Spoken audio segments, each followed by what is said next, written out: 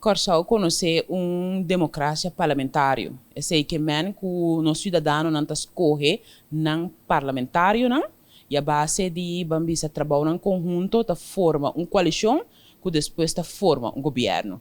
Pero o primeiro passo lo que vota pedi é cidadão 19 de março tá é oportunidade para ocupar de 21 assentos na sala aqui. E o trabalho do parlamento é sumamente importante em nossa democracia, de nossas trias políticas.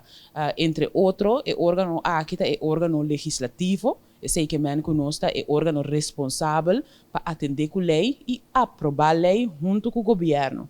Banda de sei a nossa tarefa para controlar o governo. E dentro do quadro de controle do governo é parlamentário tem candidato de hermente.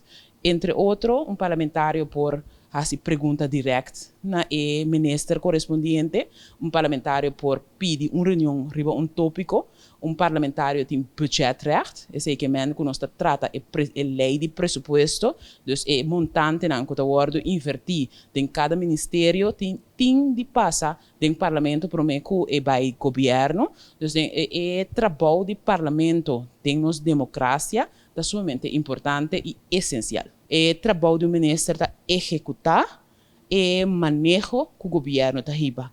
Parlamentário, seu trabalho é controlar e manejo aqui. Então, o parlamentário não está executar e manejo, é controlar e manejo. E para maneira mais para fazer controle aqui tem certo hermentes. Ministro ora que tem manejo, tem ministério que está implementar e manejo aqui. É a cabeça do ministério aqui. Parlamentário não está atender com a lei não riba qua e manejo está basar. Está atender riba e regra não riba qua e diferente manejo não aqui está basar.